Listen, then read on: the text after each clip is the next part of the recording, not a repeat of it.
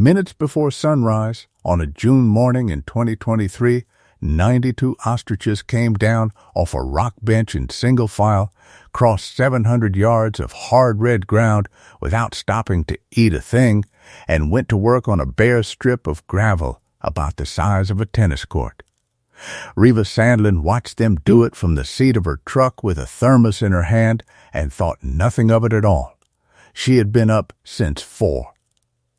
She had a fence down on the west side, a note payment due on the 15th, and a stock tank to haul water to before the heat came on, and a flock of large birds walking somewhere at first light did not strike her as information.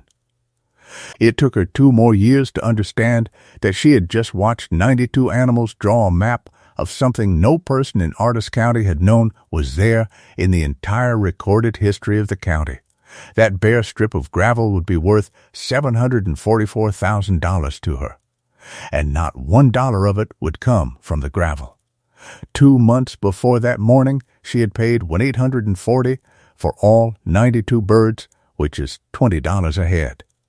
And she had done it with a pen on the hood of her truck at a fence line in the Texas panhandle in front of 1 man who could not believe his luck and 2 men who could not stop laughing.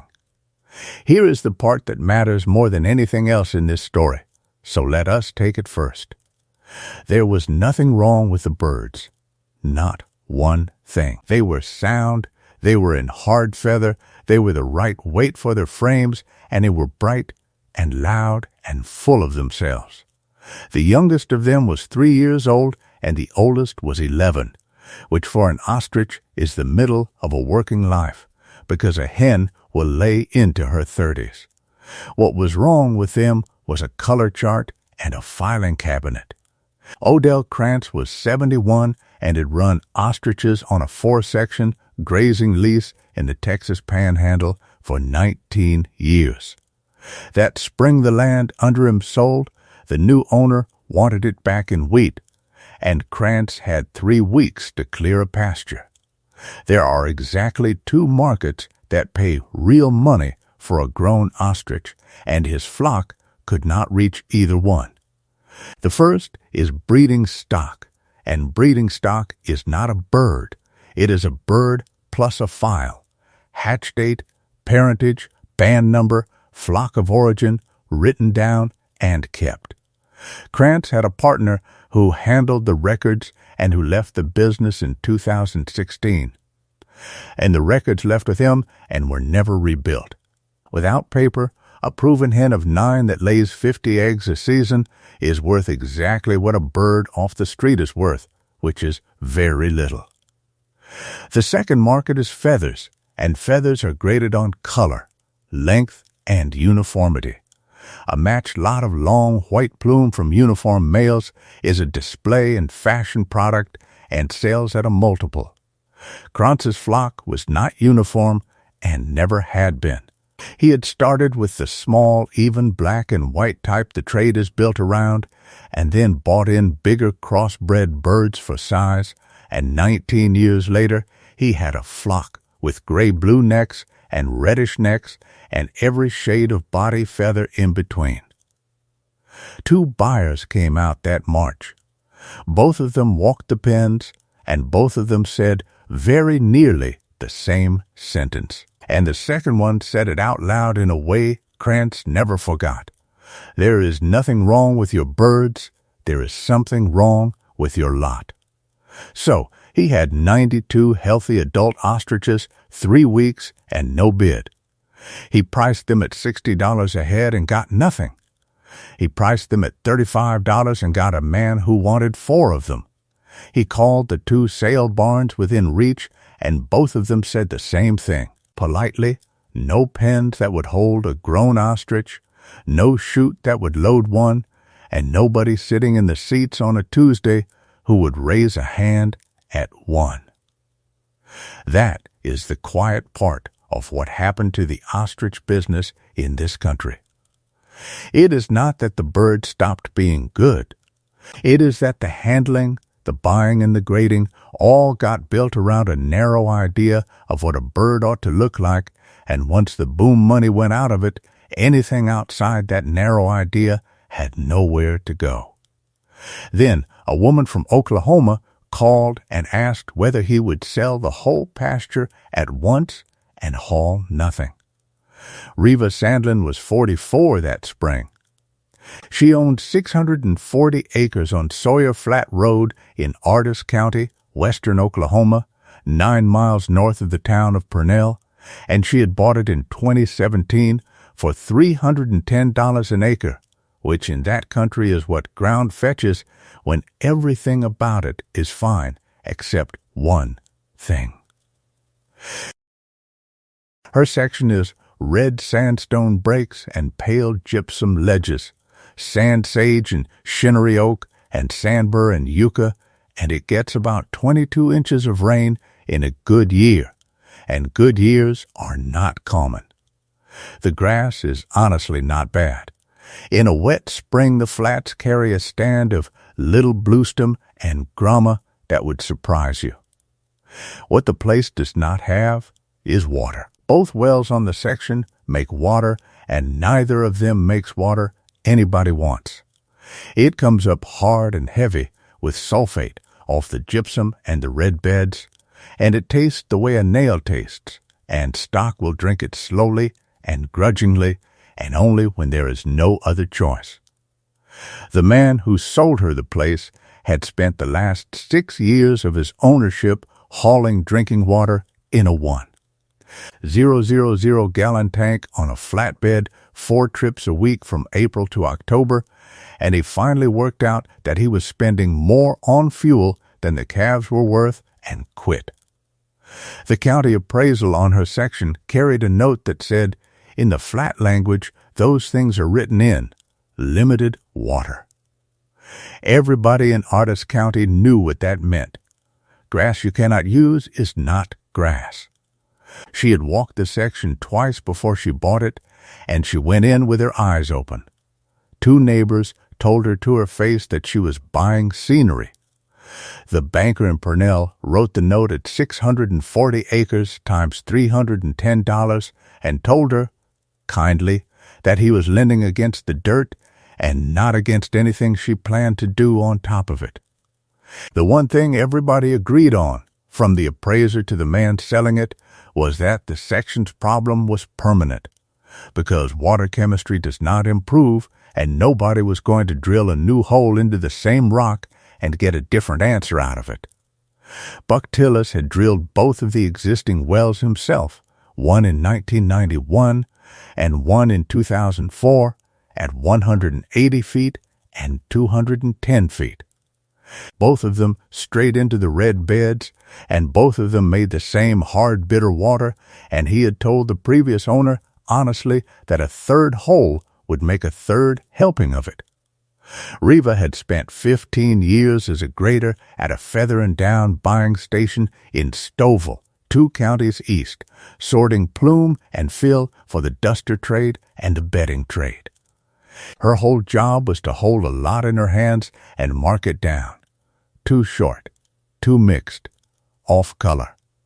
Uneven, she was good at it, and she never once enjoyed it, because after about the 3rd year, she understood something that most people never have to learn. Almost none of the reasons she marked a lot down had anything at all to do with how well the stuff would do the job it was bought for. A duster does not care what color the plume is. A pillow does not care. The premiums were for matching, and matching is a rule about appearance, and appearance is a rule somebody wrote.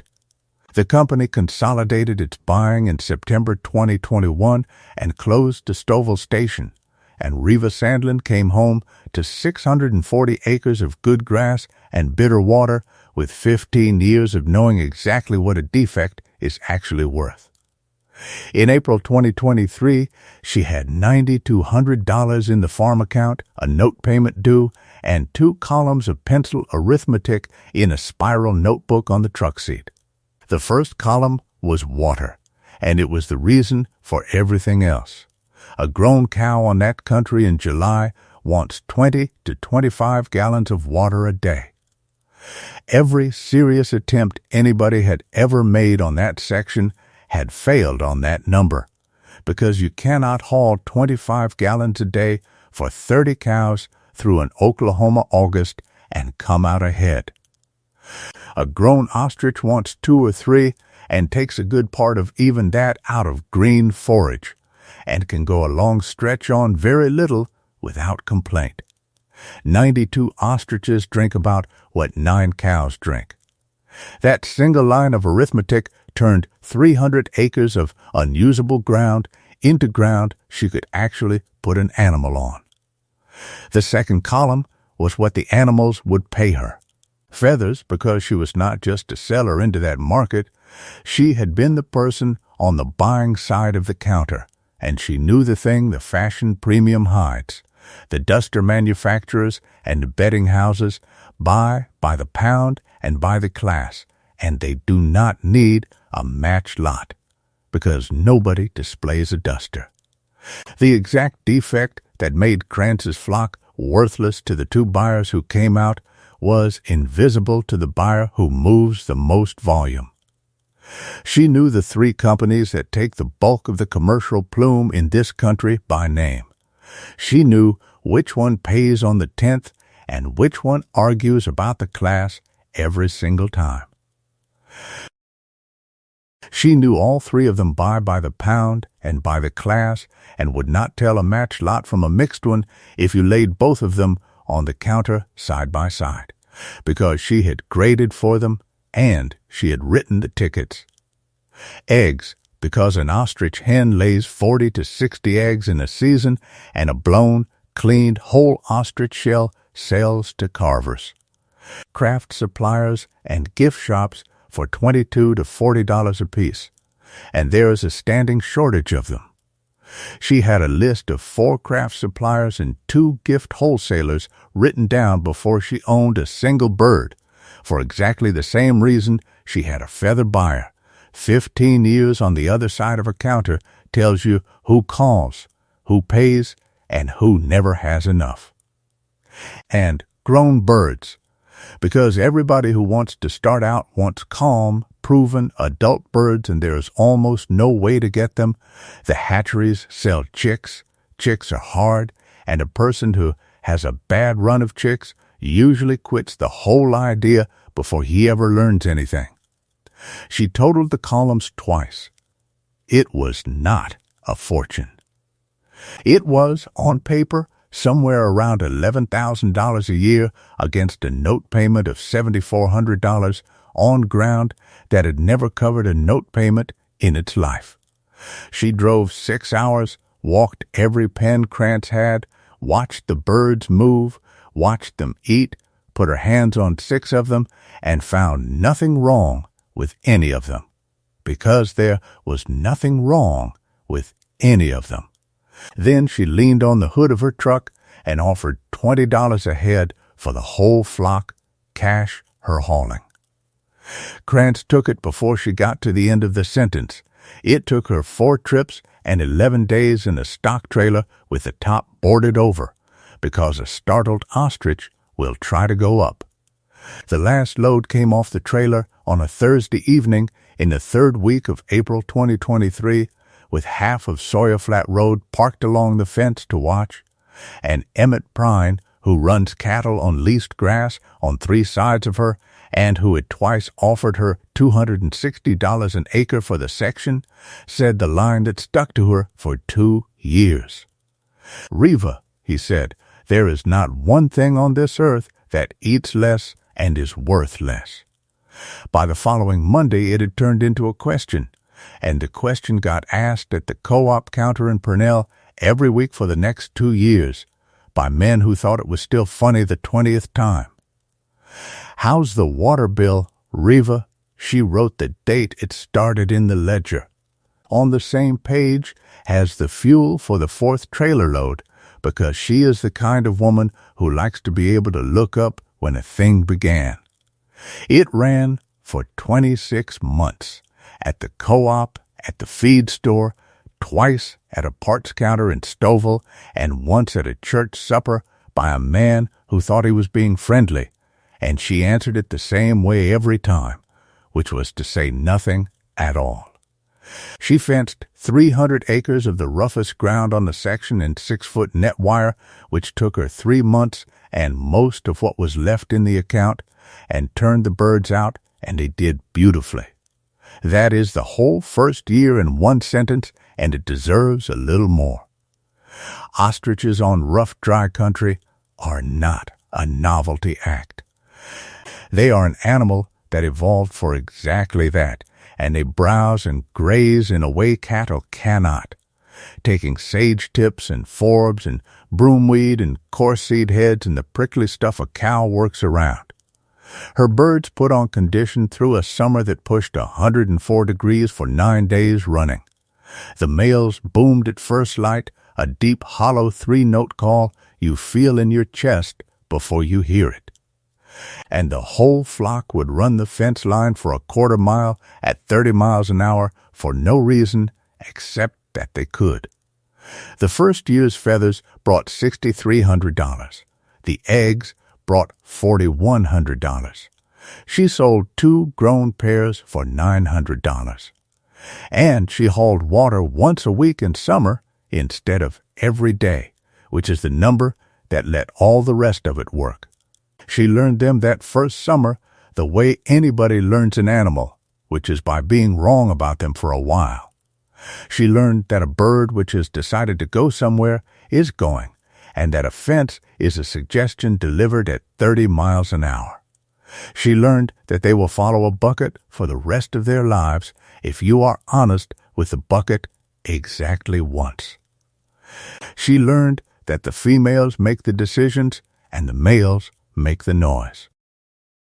And she learned that the flock keeps one clock and it is not hers. They fed hardest in the first 2 hours of light and the last 2 before dark, laid up in the shade of the breaks through the middle of the day, and ran the same schedule whether it was 104 degrees or 61. There is one more line in that first year's ledger, and it is the one the entire story turns on. Grit, $118. Birds have no teeth. Everything an ostrich eats is ground up in a gizzard, a muscular organ that works like a mill, and the grinding surfaces are stones the bird has chosen and swallowed on purpose. The stones wear smooth and pass through and get replaced. A grown ostrich carries something on the order of 2 to 3 pounds of stone at any given time, and will select hard, dense, rounded rock in a range of sizes and will spit out or refuse anything that crumbles. This is not a curiosity, and it is not optional. It is how the animal eats. A bird that cannot get good stone cannot get full value out of coarse forage, and coarse forage is the only thing Reva Sandlin's 300 acres has to offer. Every keeper of large birds knows this, which is why every keeper of large birds buys grit, and why the first question an experienced hand asks a beginner is whether the grit pan is full. What almost nobody stops to think about is the other half of it. The bird is not taking whatever is nearest, it is choosing. It picks a stone up, turns it, feels the weight of it, and puts most of them back. Over 1 year, a single bird will handle and reject thousands of stones and keep a few hundred. Over 2 years, 92 birds working the same ground will have picked up, tested, and set back down very nearly every loose stone within walking distance of the pens. So Reva did the correct thing and bought 400 pounds of crushed granite grit in 50-pound sacks and set it out in shallow pans made from cut-down tires near the pens and wrote it in the ledger, and the birds mostly would not use it. They would take a little. Then, at first light, every single morning, they would file past those full pans and walk 700 yards to the same bare strip on the north side of a low rise and pick their own. She noticed it that June and thought it was a quirk. She kept noticing it. Through the whole of the summer of 2023 and into the fall, the flock did the same thing at the same hour.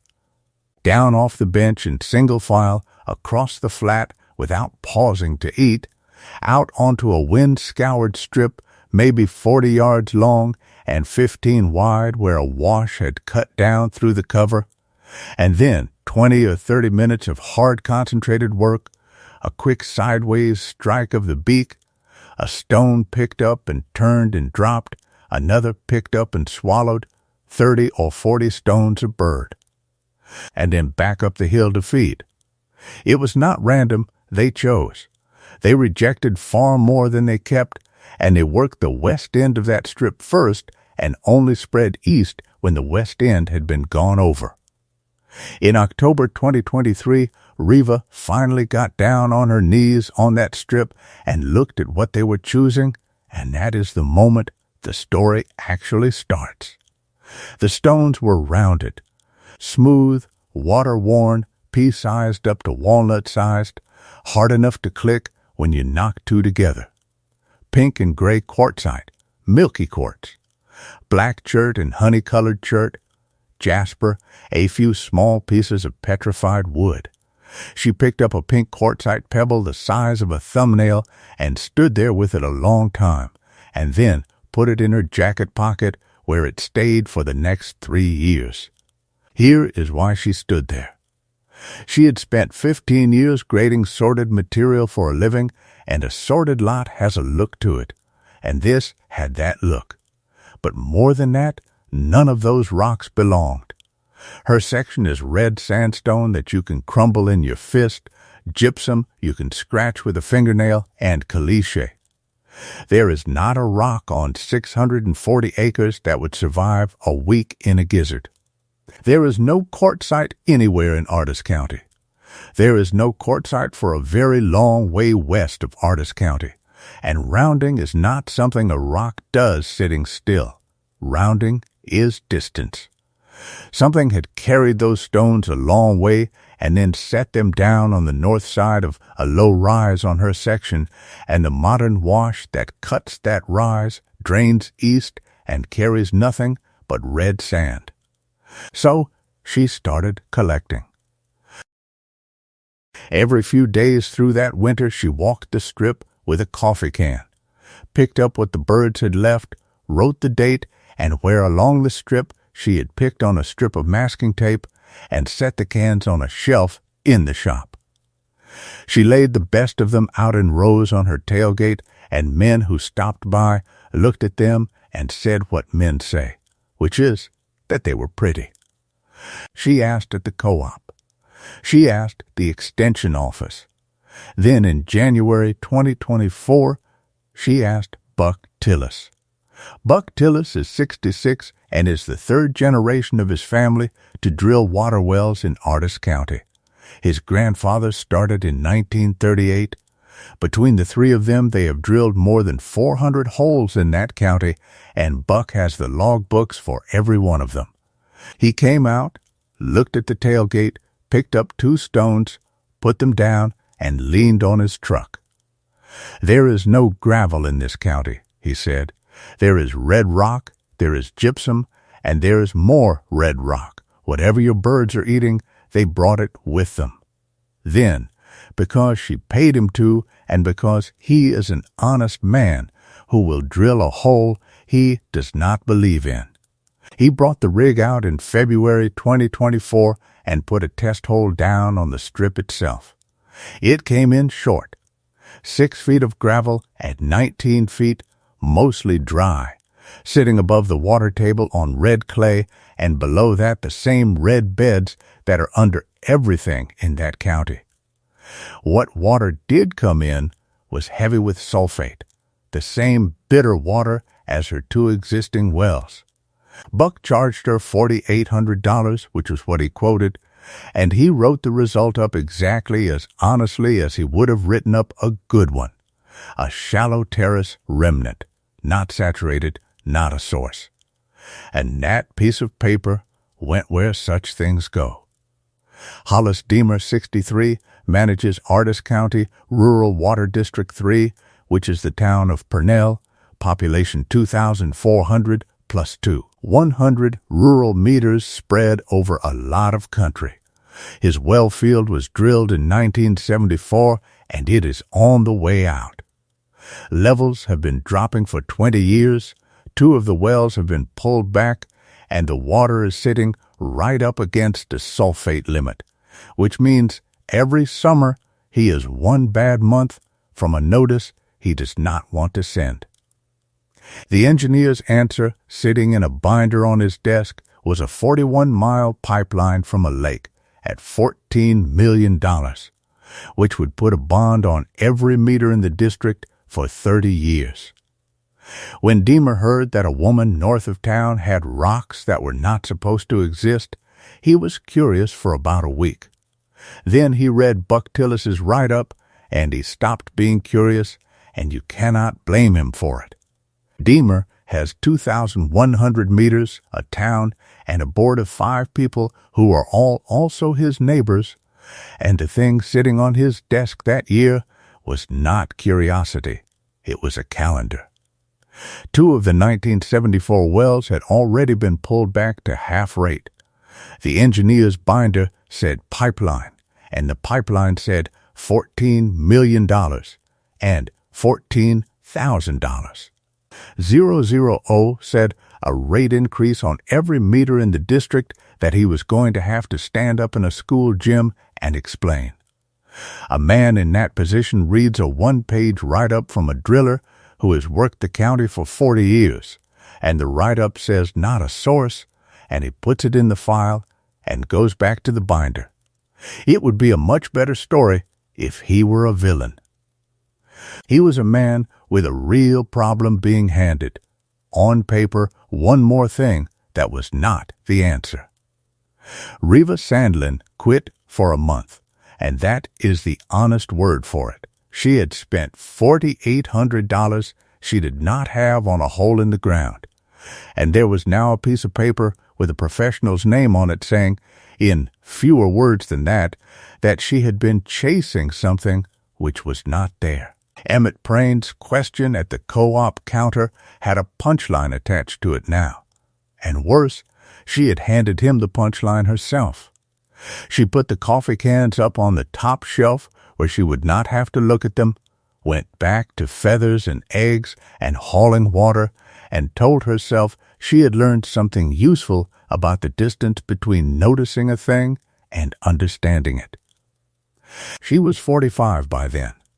The note payment came due in April, and she made it out of birds on ground the county had written off, and she says now that if the story had stopped right there, it would still have been the best trade of her life. What brought her back was the tailgate. In April 2024, she carried every coffee can out of the shop, laid a sheet of plywood across 2 barrels, and set out every stone she had picked up over 6 months in the order she had collected them. West end of the strip on the left, east end on the right, taped labels and all. There were 411 of them, and laid out that way. The thing was so obvious that she sat down on an upturned bucket and looked at it for most of an hour. The stones got smaller going east, not a little. At the west end, the biggest ones were the size of a walnut, and there were plenty of them. 2/3 of the way along, nothing bigger than a marble. At the east end, nothing bigger than a pea. And that matched exactly the thing she had been watching the birds do for 2 years. They worked the west end first, every morning, because that is where the good big stones were. Reva Sandlin had never taken a geology class in her life, but she had spent 15 years grading sorted material, and she knew what a sort looks like, and she knew what does the sorting. Moving water carries what it has the strength to carry. Slow it down, and it drops the big rock first and keeps the small rock going, which means big rock is upstream. That strip on the north side of the low-rise was not a place. It was a cross-section. And it was pointing west-northwest, out under a flat where there was no wash, no cut, no exposure, no reason for anybody ever to have looked, and where nobody in 400 holes had put a bit in the ground. She checked it 3 ways before she let herself believe it, because she had been wrong in public once already. She measured every stone on the board with a cheap plastic caliper and wrote the numbers down, and the average of the 30 largest at the west end was 19 millimeters, and the average of the 30 largest at the east end was 6. She went out on a morning after the birds had worked the strip and picked a fresh 60 stones without letting herself look at where along it she was standing, and the fresh sample fell out in the same gradient as the old one. And she walked 400 yards past each end of the strip looking for stone on the same line and found none at all, which told her the window was exactly as wide as the wash had made it and not an inch wider. And the other thing fell into place with it, and it is the reason the first hole had to fail. The only reason a bird could reach a hard stone anywhere on that section is that the wash had stripped the cover off in that one narrow place, which means that strip is not the middle of anything. It is the shallowest, most weathered, most beaten-up edge of it, the one part that comes up into daylight, the part that rain runs into and gypsum leaks into. The birds had never found the heart of the thing. They had found where it stops, because where it stops is the only part of it an animal without a drill could ever touch. She had gone out and drilled where it stops. She took 3 photographs of the plywood and sent them to Dr. Marisol Trejo, a consulting hydrogeologist whose name she got off a state report with 4 sentences of explanation. Trejo called her back the same evening and drove 3 hours the following week to look at a sheet of plywood on 2 barrels. She walked the strip. She walked the flat. She picked up 5 stones and put 3 of them in her pocket. Then she said the sentence Reva has repeated in every interview since. "Your birds have been running a sieve analysis on this section for 2 years, she said. Nobody has ever handed me one before. In June 2024, Trejo brought out a crew and ran a resistivity survey along 4 lines across the flat, and it cost Reva $3,400 that she borrowed against the feather contract. The principle is simple even if the instrument is not. You push a current into the ground through steel stakes and read the voltage coming back at other stakes, and different material resists current differently. Red clay is one thing, clean sand and gravel full of water is another. So the profile the machine draws is a picture of what is underneath without anybody putting a hole in it. What it drew was a trough, a buried valley 900 to 1,400 feet wide, running west-northwest across her flat on almost exactly the line the stones had drawn, with its floor between 130 and 190 feet down and a body of low-resistance material sitting in the bottom of it. In August 2024, Buck Tillis moved the rig to a spot 1,900 feet west-northwest of the strip and put a hole down through 122 feet of red beds and cover, and then went into clean, wet, well-rounded sand and gravel and stayed in it for 68 feet. The water came up over the drilling floor before he was finished. He shut the rig down, climbed off, and stood in the wet looking at the cuttings on the shaker for a while. Then he said the only thing there was to say. I have been drilling the wrong hole in this county for 40 years. That is not a failure of his, and Reva has never once let anybody frame it as one.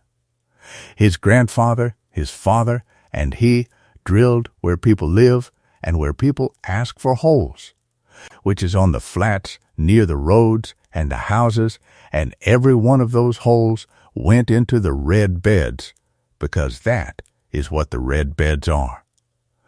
Nobody drills 122 feet through rock that everyone knows is dry to see whether there is a buried river under it. There was never a reason to. What was under Reva Sandlin's flat is an old valley, cut into the red beds a very long time ago by a river running out of country far to the west, filled with the sand and gravel that river carried, and then buried under later sediment until the surface above it looked exactly like every other flat in the county.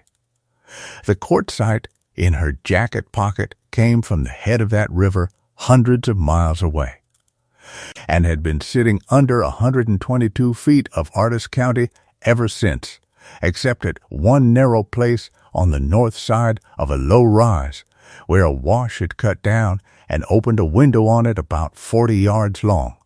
92 ostriches had found that window and used it every morning for 2 years. It is worth being exact about what that means, because it is the whole reason nobody had found it in a century of living on top of it. The window is 40 yards long. Her section is 640 acres. Lay that window down anywhere else on the section, and it sits under 5 to 40 feet of red cover, and no animal and no person ever knows it is there. The only thing in the world that put a hard stone where a bird could reach one is a wash that happens to cut across the buried valley's shoulder at the single place where the shoulder rides nearest the surface. Reva Sandlin did not find that. She could not have. She bought birds because they hardly drink, turned them out on the roughest 300 acres she owned because it was the ground she could not use for anything else, and the birds, doing the most ordinary thing an ostrich does, walked to the one square of ground in 640 acres that had an answer written on it, and worked that square in front of her every morning at first light for 2 years while she sat in a truck and drank coffee. The test pump made 410 gallons a minute, and the drawdown leveled off in 9 hours. In November 2024, Trejo ran a 30-day constant rate test at 400 gallons a minute. The water level dropped 11 feet and then held for 4 weeks. The lab work came back with sulfate at a fraction of the district's wells, moderate hardness, and nothing at all that needed treatment beyond what any small system already does. Hollis Deemer drove out on day 6 and stood with his hands in his pockets, watching clear water run out of a pipe onto red dirt for 20 minutes without saying much. He came back on day 26 and brought the board's engineer, and that day the arithmetic got done on a truck tailgate. 3 wells on that channel would cover the district's needs for 40 years at 9 miles of pipe instead of 41, with no lake, no intake, no treatment plant, and no bond of that size. The $14 million pipeline came off the table at the November 2024 board meeting and has not been back on it. In January 2025, a landman named Garrick Sable came to see her on behalf of Tolan Aggregate with an offer that was, and Reva says this plainly, an honest offer. $1.10 a ton on the gravel, on maybe 300,000 tons of accessible material, which came to about $330,000 spread over 8 years, and it would build the road and reclaim behind themselves. She thought about it for 3 weeks. $330,000 was more money than Reva Sandlin had ever had a claim on in her life, and it was cash, and it was now, and the water deal was still a maybe. In February 2025, she wrote her answer on the back of his own offer sheet in pencil and mailed it to him. "The gravel is not the asset," she wrote. "The gravel is the container. Take the gravel out and you have taken out the thing that holds the water. and you have opened what is left to the sky, and then it evaporates and everything on the surface runs into it. She has never been offered a harder decision, and she made it in 3 sentences. She sold the water instead of the rock. Trejo checked her reasoning afterwards and told her she had it exactly right. The gravel that makes the aquifer worth anything is the same gravel that would be worth $1.10 a ton, and the 2 uses are not merely different, they are mutually exclusive. You get one of them. And $330,000 was the whole rock, once forever, where the water is a crop that comes back every time it rains anywhere west of her fence. In April 2025, Emmett Prine asked her at the co-op counter in front of 6 people whether she would turn 20 of her birds out on his section for a month. He asked it as half a joke, and she took it as a whole one, and she did it. 20 ostriches, 5 weeks, on his 640 acres of country that looks exactly like hers. She set out a grit pan on the first day. The birds used it every day. In 5 weeks on 640 acres, they did not find one hard stone, because there is not one there. The channel does not cross his ground. It stops, and that is why he had hauled water for 30 years. And why the district's engineer had never found a thing on that side of the section line, and it is the cleanest piece of proof in the entire story, and it was done by 20 birds and a pan. Trejo used it. It went into the district's file as a negative control, which is a phrase Emmett Prine had never before heard applied to himself, and it is genuinely the reason the board could vote the way it did. Because the one thing a board is afraid of is that the good hole was a fluke. A fluke does not stop at a fence line. A buried river does. Emmett Prine paid for her fuel, quit asking about the water bill, and about a year later asked her whether it was too late for a man his age to buy into birds.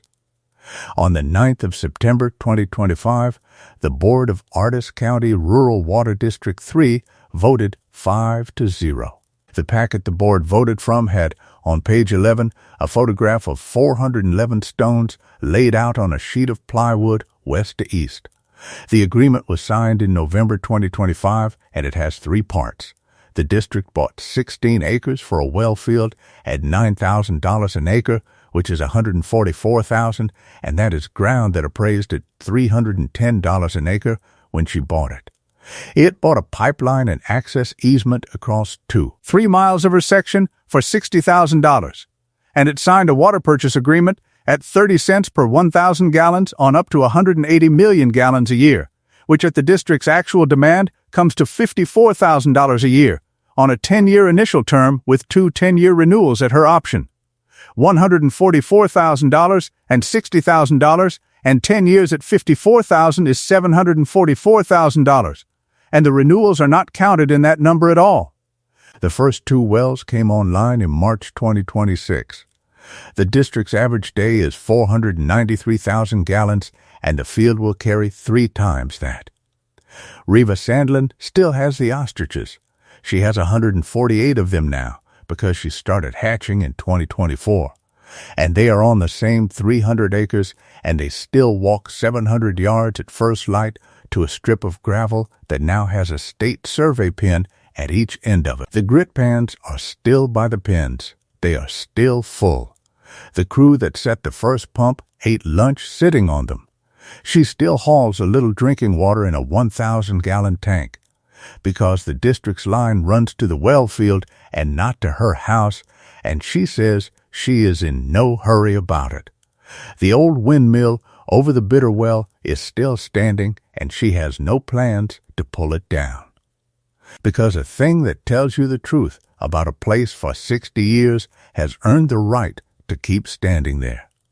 And in May 2026, a reporter from a farm paper stood in her yard, looked at the birds, looked at the pipe, and asked her, without any idea in the world that he was quoting anybody, how the water bill was these days. Here is the part worth carrying away from this. Nobody in Ardis County ever looked for gravel, because everybody in Ardis County knew there was none, and they were right about every place anyone had ever thought to look. The birds did not know that. They were not looking for water, and they were not looking for gravel, and they had no theory about the county at all.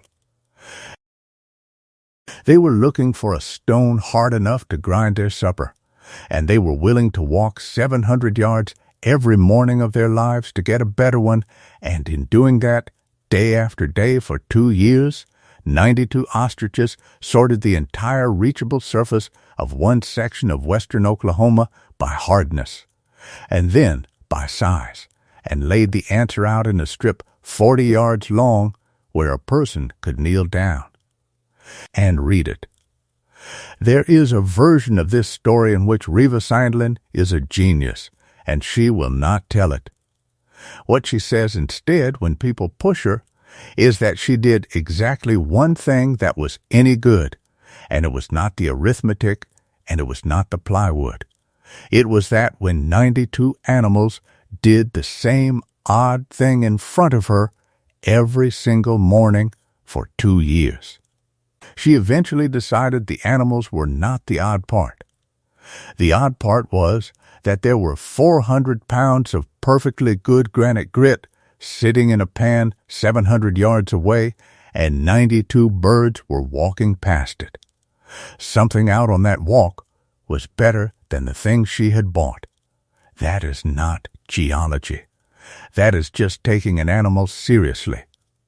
The ground had been telling the truth the whole time in a language nobody in that county could read. It took a $20 bird with no teeth and no opinion to say it out loud.